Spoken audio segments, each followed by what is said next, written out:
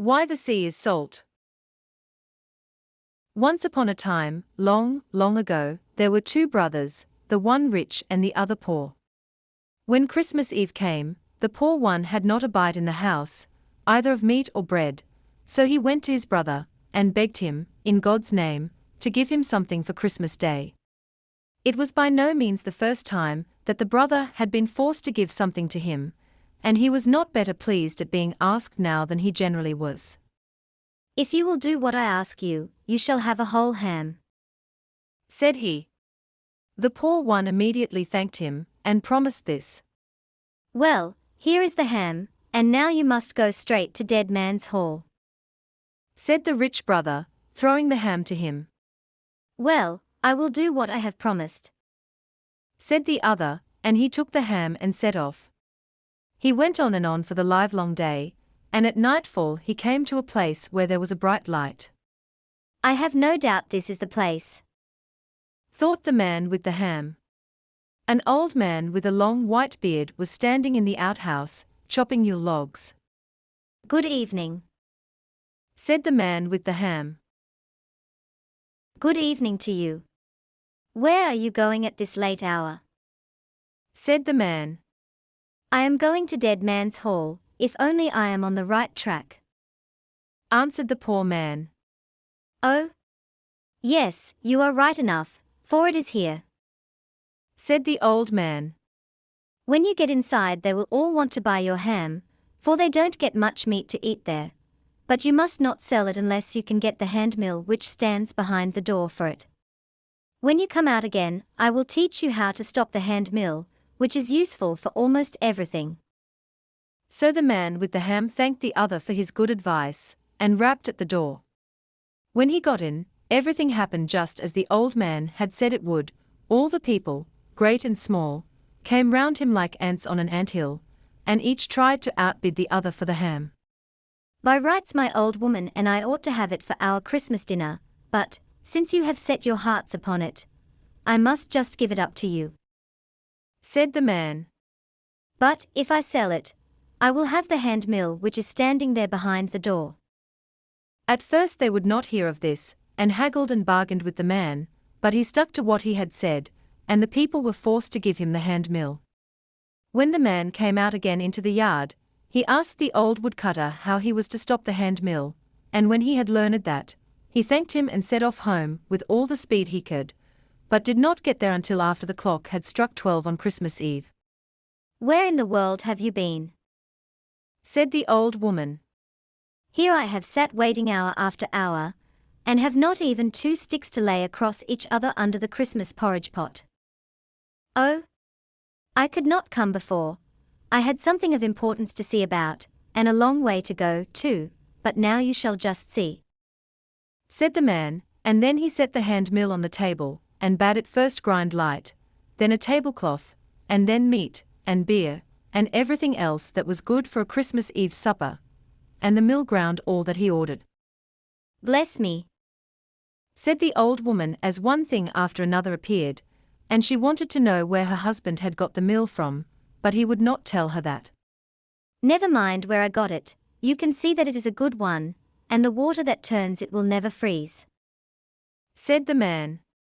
So he ground meat and drink, and all kinds of good things, to last all Christmastide, and on the third day he invited all his friends to come to a feast. Now when the rich brother saw all that there was at the banquet and in the house, he was both vexed and angry, for he grudged everything his brother had. "On Christmas Eve he was so poor that he came to me and begged for a trifle, for God's sake, and now he gives a feast as if he were both a count and a king," thought he. "But, for heaven's sake, tell me where you got your riches from," said he to his brother. "From behind the door," said he who owned the mill, for he did not choose to satisfy his brother on that point, but later in the evening, when he had taken a drop too much, he could not refrain from telling how he had come by the hand mill.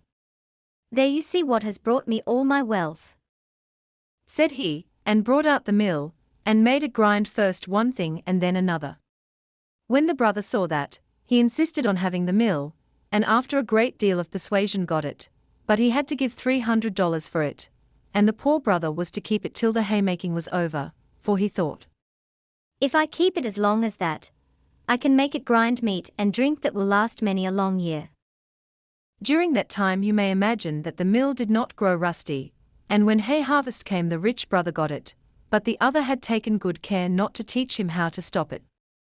It was evening when the rich man got the mill home, and in the morning he bade the old woman go out and spread the hay after the mowers, and he would attend to the house himself that day. So, when dinner time drew near, he set the mill on the kitchen table, and said, Grind herrings and milk pottage, and do it both quickly and well. So the mill began to grind herrings and milk pottage, and first all the dishes and tubs were filled, and then it came out all over the kitchen floor.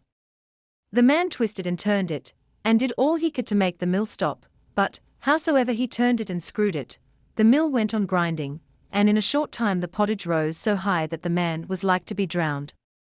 So he threw open the parlour door, but it was not long before the mill had ground the parlour full too, and it was with difficulty and danger that the man could go through the stream of pottage, and get hold of the door latch. When he got the door open, he did not stay long in the room, but ran out, and the herrings and pottage came after him, and it streamed out over both farm and field. Now the old woman, who was out spreading the hay, began to think dinner was long in coming, and said to the women and the mowers, Though the master does not call us home, we may as well go. It may be that he finds he is not good at making pottage, and I should do well to help him. So they began to struggle homeward, but when they had got a little way up the hill they met the herrings and pottage and bread, all pouring forth and winding about one over the other, and the man himself in front of the flood. Would to heaven that each of you had 100 stomachs. Take care that you are not drowned in the pottage. He cried as he went by them as if mischief were at his heels, down to where his brother dwelt.